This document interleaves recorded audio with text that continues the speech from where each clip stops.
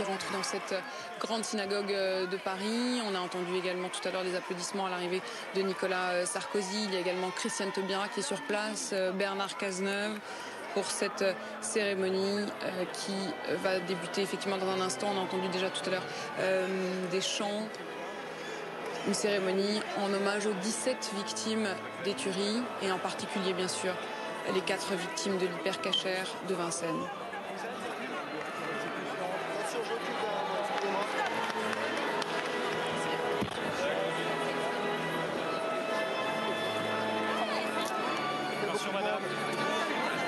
Et vous apercevez les calottes de couleur rouge et violette qui sont les représentants de l'épiscopat français, Monseigneur André XXIII, le cardinal archevêque de Paris. On a également vu l'imam de Drancy arriver tout à l'heure.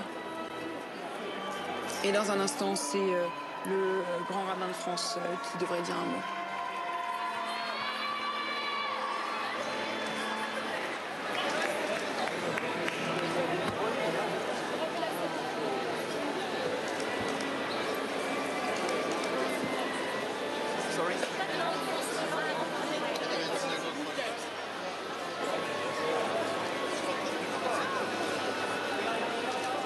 Regardez, non, on peut pas continuer. Regardez, ils sont bougés, c'est impossible, vous descendez. C'est impossible, tu peux pas. Je peux plus travailler.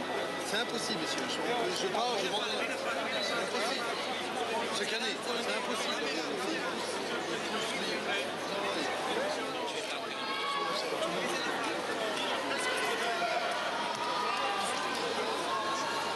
Laurent Neumann, l'image de cette communauté politique qui est réunie tout ensemble à la synagogue, la grande synagogue.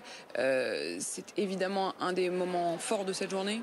Oui, absolument. Et le président de la République, François Hollande, a tenu en fait à aller voir au fond toutes les communautés qui ont été touchées par les différents drames de cette semaine. Évidemment, le journal Charlie Hebdo, évidemment les policiers. Il était cet après-midi à Livry-Gargan dans la famille de ce policier qui a été abattu. Aujourd'hui, il est aux côtés de la communauté juive. Au fond, il montre à quel point le chef de l'État, et c'est son rôle, est à la fois le garant du rassemblement de la communauté nationale et en même temps le protecteur de l'ensemble des Français, quels qu'ils soient, quelles que soient leurs convictions politiques, leur profession ou leur religion. Henri Guénaud, qu'est-ce que ça vous inspire, ces images? Deux choses. La première, je voudrais le dire à M. Philippot, mais aussi à Laurent Neumann. Pour moi, il n'y a qu'une seule France. Une seule.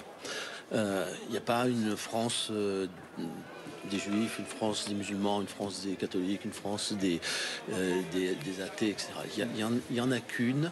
Je comprends très bien la démarche qui consiste à prendre en compte les souffrances et les douleurs de chaque religion, de chaque croyance, mais nous sommes maintenant confrontés gravement à cette question, c'est-à-dire à la question du communautarisme et la question de l'unité de la nation et de la République.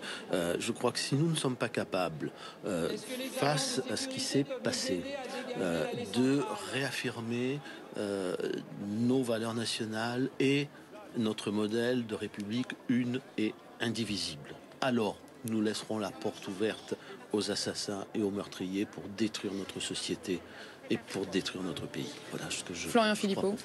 Oui, je suis très d'accord avec cela. Je pense que j'aimerais qu'on entende moins parler de communauté et plus de France, plus de Français, tout simplement. Voilà. Juste une remarque, pardonnez-moi de vous couper, mais juste, c'est pas non plus la France des partis. Ce que je veux dire aujourd'hui, c'était tous les Français qui descendaient dans la rue, c'était pas des manifestations de partis.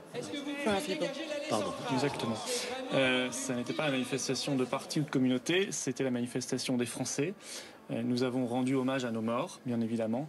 Nous nous sommes rassemblés et j'en suis très heureux et je crois qu'on peut être très fiers. Le monde d'ailleurs nous a regardés.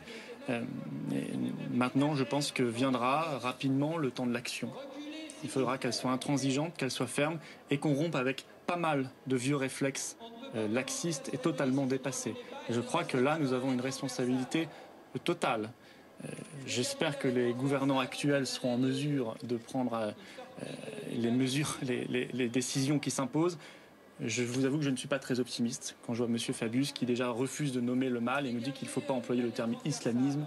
Ça me semble totalement incohérent.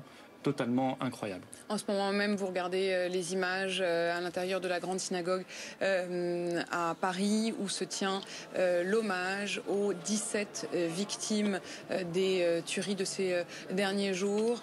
Les 17 victimes, 17 bougies allumées à l'intérieur de la synagogue et François Hollande qui est présent bien sûr, mais également Manuel Valls, Bernard Cazeneuve, Christiane Taubira, Najat Vallaud-Belkacem. Il y a également l'ancien président de la République, Nicolas Sarkozy, qui est arrivé un peu plus tôt, et Benjamin Netanyahou, le Premier ministre israélien, qui est d'ailleurs le seul responsable politique qui s'exprimera tout à l'heure aux alentours de 19h45. Anna Cabana, ces images d'une unité effectivement au sein de la communauté juive, mais une unité nationale et internationale du coup.